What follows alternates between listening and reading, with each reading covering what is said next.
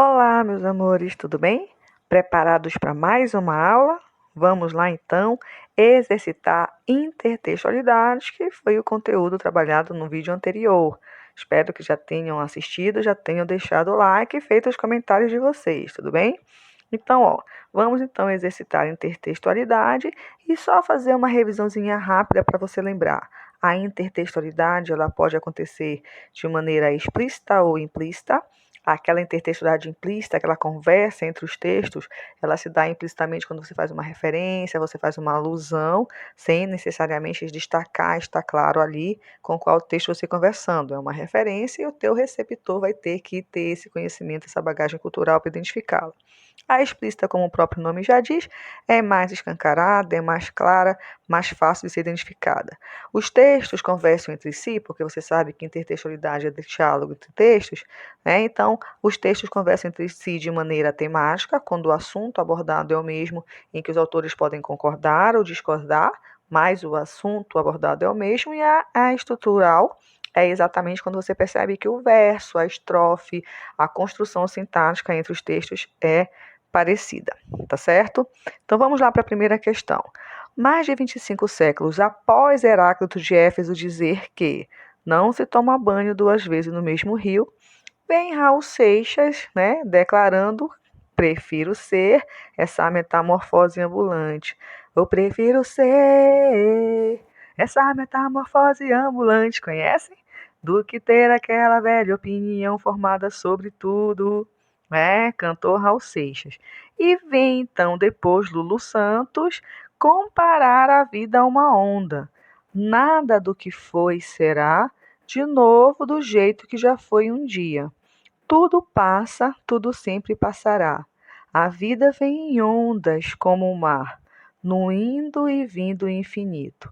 Tudo que se vê não é igual ao que a gente viu há um segundo. Tudo muda o tempo todo no mundo. Perceberam?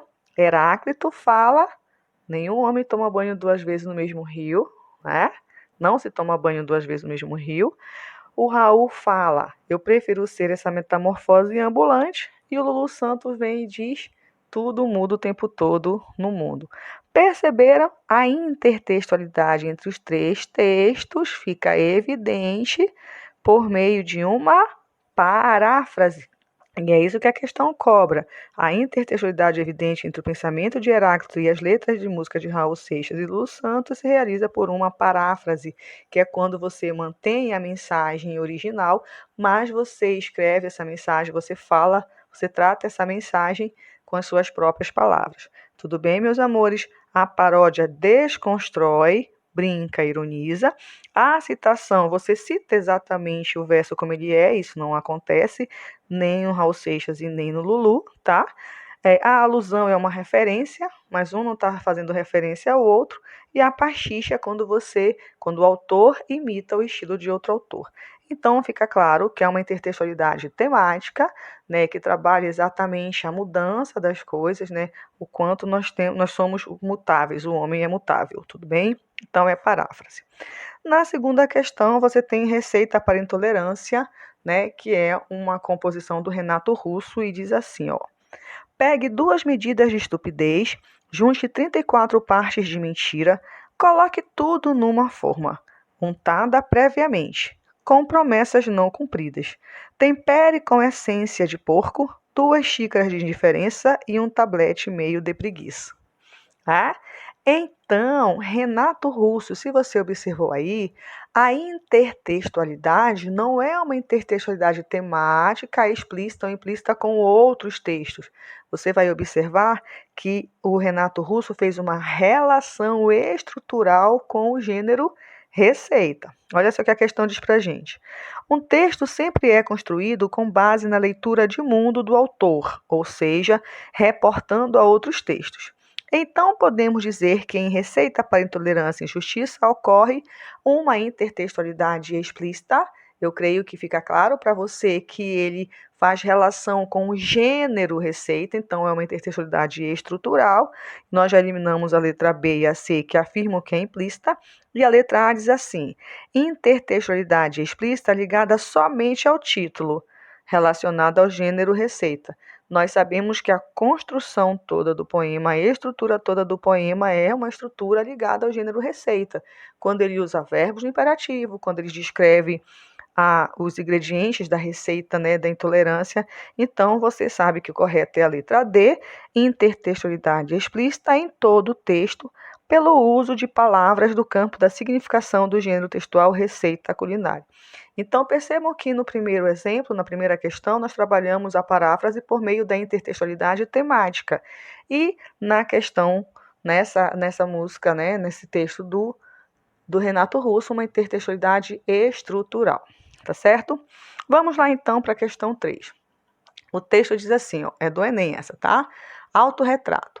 Provinciano que nunca soube escolher bem uma gravata, pernambucano a quem repugna a faca do pernambucano. Poeta ruim que na arte da prosa envelheceu na infância da arte. E até mesmo escrevendo crônicas ficou cronista de província. Arquiteto falhado, músico falhado, engoliu um dia um piano, mas o teclado ficou de fora. Sem família, religião ou filosofia, mal tendo inquietação de espírito, que vem do sobrenatural e em matéria de profissão, um tísico profissional. Tá? Esse é o texto 1, certo? Escrito por Manuel Bandeira, né? Que trabalha exatamente um autorretrato. O título já diz, ele se descreve quanto pessoa, como profissional, como poeta, certo? Vamos lá para o texto 2. Quando eu nasci, um anjo torto, desses que vivem na sombra, disse: vai, Carlos, ser gaucho na vida. As casas espiam os homens que correm atrás de mulheres. A tarde talvez fosse azul, não houvesse tantos desejos. Meu Deus, por que me abandonaste? Se sabias que não era Deus, se sabias que eu era um fraco. Mundo, mundo, vasto mundo. Se eu me chamasse Raimundo, seria uma rima, não seria uma solução. Mundo, mundo, vasto mundo, mais vasto é meu coração, né? Então você tem aí o texto do Carlos Drummond de Andrade. A questão diz o seguinte: esses poemas têm em comum o fato de, daí vocês vão observar que a relação entre os dois textos é uma relação temática, porque um não conversa explicitamente com o outro, mas na relação da temática, na relação da ideia expressa nos dois poemas, você tem aí um sentimento pessimista. Percebam que em Autorretrato, Manuel Bandeira fala o quanto ele sente um fracassado e que no poema Sete Faces, o Drummond, né, fala em Deus, por que me abandonaste, né? Se o meu nome fosse... Então você percebe um sentimento pessimista nos dois poemas, vai ser exatamente a letra B. Eles não descrevem aspectos físicos, né? A gente não sabe, não consegue fazer uma imagem deles, então nos dois não tem uma doença, então a gente fica mesmo com a letra B. 4, tá certo? A questão 4 diz assim: a Alemanha, tá? Perdão, qual o país com mais bicicletas no mundo? A Alemanha. São 72 milhões de bicis, o que corresponde a 87% da população do país. Em seguida vem Japão, 78%, Tailândia, 74% e Polônia, 70%. Já as cidades consideradas mais amigáveis dos ciclistas são Copenhague, na Dinamarca, Utrecht e Amsterdã, na Holanda, e Estrasburgo, na França. O Rio de Janeiro é o município brasileiro mais bem avaliado. Chegou a ficar em 16º em 2013, mas hoje está fora das 20 primeiras. Cada dia um 7-1 diferente. Um 7-1 diferente. E aí a questão pergunta o seguinte, ó. Em cada dia um 7-1 diferente, o autor do texto cria uma referência a um fato externo ao texto. Esse recurso linguístico é denominado intertextualidade. Então, que tipo, né, de intertextualidade é essa quando o texto se refere a cada dia um 7-1 diferente? Você já vai direto na letra D, alusão, porque a alusão é exatamente quando você faz uma referência, né? A alusão é uma intertextualidade implícita porque faz uma referência a uma obra, a uma situação, a uma cena, e o leitor precisa ter esse conhecimento, tá? Lembrem-se que na intertextualidade implícita, a bagagem cultural do leitor é importante. A citação, ela vem entre aspas, ou ela é feita por meio de uma paráfrase, mas você precisa citar a fonte. A tradução, você já sabe que é a adaptação de um texto de uma língua para outra língua. A bricolagem é exatamente a colagem de cenas de obras diferentes numa única obra. E a paródia, você já tem noção que é exatamente aquela brincadeira, a desconstrução do texto. Tudo bem, meus amores? Então ficamos mesmo na quarta questão com a letra D, que é uma alusão àquela situação brasileira que nós queremos esquecer no futebol. Tudo bem, meus amores, espero que vocês tenham gostado. Perceberam que a intertextualidade exige de vocês realmente uma bagagem cultural ampla, por isso leiam bastante, assistam a documentários, se estejam sempre ligados no que está acontecendo no mundo e na sociedade, que então você vai realmente, né, ampliar essa sua bagagem cultural.